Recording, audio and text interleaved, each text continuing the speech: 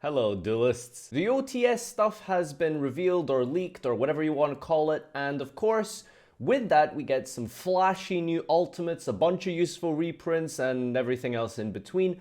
And of course, as usual with anything to do with Yu-Gi-Oh!, the community online has come forward once more to express their cautious optimism and have been super pleased and generally pretty thrilled to talk about and discuss in a healthy manner the new cards we are going to be receiving in OTS 10.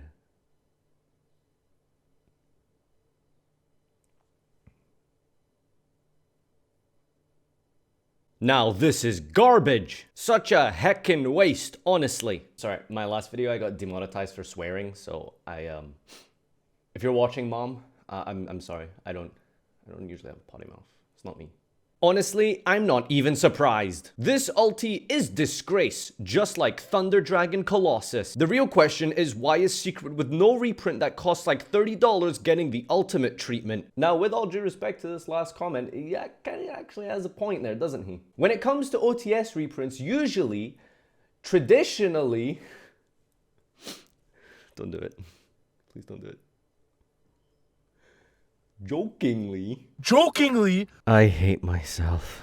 Whenever an old card comes into play in a more recent format and stuff, OTS is usually the pack that we go to be able to get reprints of things that maybe just haven't been printed in a while, and things that are, I guess, high rarity, and it's just a way for OTS to bring them down a notch, so it makes it more accessible to the player base, and I can totally understand why people are upset about this. When it comes to the last example and talking about Colossus and how this card is like $30 already, and then to reprint it in Ulti, I mean, what's the point? It doesn't really make any sense. What purpose does it serve? When we discuss the ultimates, in my opinion, I think that the ultimates and the highest rarity tier of OTS cards are cards that should be immortalized forever as some of the best cards ever in Yu-Gi-Oh! And just generically amazing staples that have been loved and appreciated and used in very numerous amounts of different combinations of decks throughout many formats. And I can think of plenty of cards that are currently not in Ultimate Rarity that do deserve something like that. We had Utopia Lightning, I think, in Ultimate, and I think that was an okay one. I mean, it was a pretty staple rank 4 for a long time, but I think there's maybe some more deserving ones we could give recently. Something I can think of, for example, would be Abyss Dweller. I think that would make a very cool ultimate, and I think it's a card that will forever see use. I mean, the graveyard isn't just going to not be useful one day, and of course, rank 4 is the easiest to access XE sort of toolbox in the game, and it would make sense for something like an Abyss Dweller or some other generic rank 4 to get an ultimate reprint. Something else that could be seen as deserving of an ultimate reprint would be something like, I guess, Ash Blossom. I mean, we've had Ulti Ghost Ogre, I believe, already, right? So Ash Blossom, I think, is definitely way more staple than Ghost Ogre, and I think Ash Blossom is a card that will forever play in many decks to come for countless formats between when it was released to the future. I don't think there's anything more deserving of Ash Blossom right now currently in terms of the cards that's numerically been played. Impermanence is another card that is super staple and can be played in a bunch of things between now and the future. The point is that when it comes to generically cool staples, I think that those are the ones that should be getting the ultimate reprints, and reprinting something like Colossus into ultimate, while cool as it might look, or as awesome it is for you personally if you just super want to max out your Thunder Dragon deck, because Thunder Dragon wasn't expensive enough already, wasn't it? There's a bunch of new cards and stuff coming out in who knows when and whatever set and how many more formats from now, but I thought I would take a look at them because some of them did catch my eye and I thought some were pretty cool. So here we have Avida Livid La Vida Loca. Cyber Special Summon Effect level 11 Light 35. Cannot be normal summoned or set. Must be special summoned from your hand by having 8 or more link monsters with different names on the field and or in the graveyard. You cannot special other monsters during the turn you special summon this card. This card's special summon cannot be negated. If this card is special summoned, shuffle it into the deck. All other monsters that are currently banished in any grave and on the field. Cards and effects cannot be activated in response to this effect's activation. So when I first read this, my initial thought was, how the hell is there ever going to be 8 monsters, link monsters actually, very specifically link monsters, on the field and in the graveyard in any given point in a duel? And then I remembered, Goki format, extra linking. Feels like forever since that was an actual viable strategy. Well, ladies and gentlemen, we now have a staple card out there for your side deck should extra linking ever become a thing again. The summon can't be negated and the effect cannot be negated. Absolutely incredible, huh? So let's really break down some of the positives here. Here's the thing.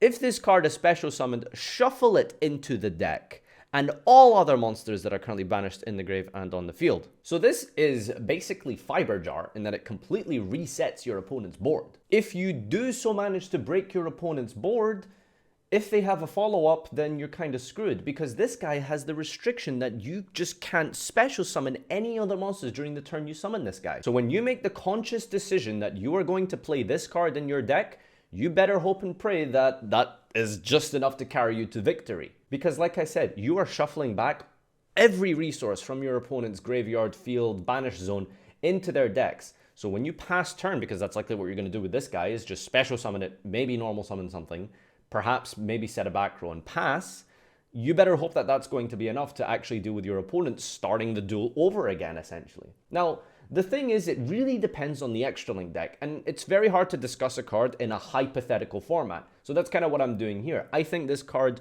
will be absolutely game-breaking and incredible given certain context. It so requires that your opponent's playing an extra link deck. It so requires that your opponent extra links and puts 8 monsters on the field and the grave, which is likely, but maybe could be possible without having to actually do that. Very unlikely. And number 3, your opponent has to extra link you and push all of their resources into that extra link without accruing any sort of hand advantage or potential top deck capability. What do I mean by that? Well, like I said, if you completely reset your opponent's extra deck, if they go and draw for their turn 3 and they start with 4, 5 cards, chances are if they have any 2-card combo, they're just going to do the same thing again. So those are 3 very specific conditions that need to be fulfilled in order for this card to be good. I cannot stress enough how important that last point is. Your opponent has to be able to have no way to come back into the duel if you summon this monster, because unless you're playing a back row deck, there's really nothing you can do other than just slap this on the board and pass. You really do have to be playing a bunch of traps in your deck to hope that they're enough to carry you for the turn 3 and stopping your opponent's turn 3 before you can eventually kill them on your turn 4 or slow them down to a crawl to the point that there's no way that they're getting back into the duel. This is one of the most important staple cards we're going to be seeing if we ever get an extra link again, so keep an eye on this. I promise you that this card will be staple at some point in the future, perhaps next year, perhaps the year after. It's going to be a while, but so long as extra linking is a possibility and is a viable mechanic in the game, and we will get a deck one day, just like Goki, again in the future, mark my words, where extra linking will be a thing. If that so happens, this card will definitely see play at some point in time, but it does have to fulfill the criteria that I've already listed previously. One other card that I saw that's coming out in Rising Rampage that caught my eye is Hypernova Rayburst, a normal spell card. You can only activate 1 card with this card's name per turn.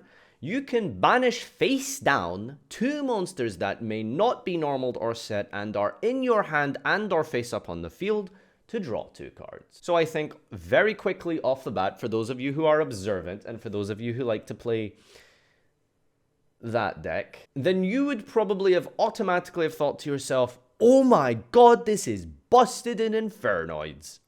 And while I would say that you would be right, if as long as the card said banish face down 1 monster that cannot be normaled or set. This card doesn't break even in card advantage. Banish a card, 2 monsters, that's 3, and you draw 2, you're -1. This card is just a straight up -1 in card advantage for a deck that kind of struggles to maintain card advantage, being Infernoids. Now forgive me if I'm wrong or something, there's probably other decks in the game that can run this, but as of right now, the first semi-competitive deck that I can actually think of that jumps out straight to my mind is Infernoid, and I think it's ridiculous how they just made this a -1. I don't see why it would have been OP to just banish 1 monster from your hand that was basically an Infernoid and then draw 2 cards. I mean, at least that would be like a Lure of Darkness almost. It would just break even in card advantage. I don't see why it needed to banish 2 monsters. Why does it have to be a -1? I feel like this was just severely undertuned when they printed this, or designed it rather, since it's not really in print yet, I guess. It's cool and stuff, but the only way that you're really going to be opening that many Infernoids in your opening hand is if you're playing a large number of Infernoids, and generally you don't want to play lots of Infernoids in your deck. You never actually want to draw any Infernoids other than like maybe a Decatron or two, plus generally your go-to strategy would be Feast access is really how you want to be summoning your Infernoids, right? So even drawing them is not that great. So in order to draw 2 of the bad ones, well, you're going to have to up your Infernoid count severely. Like you're going to have to be playing 2 of each boss monster. You're going to have to be playing like 2 Atondel, 2 Saitsumas, maybe even like the little crappy ones like, damn, what are they called? What's the bouncy one called? Point being is that you're going to have to be playing bad Infernoids to be able to make this card playable. All in all, I'm just really sad and disappointed that they undertuned this, and as someone who actually kind of likes Infernoids, I'd just rather have Reasoning back at 3 than play this. And of course, Grass, but that's just not realistic. Why would Konami want nice things for Infernoid players? Comment, like, and subscribe. Twitch, details in the description. Adios. Keep spending most our lives living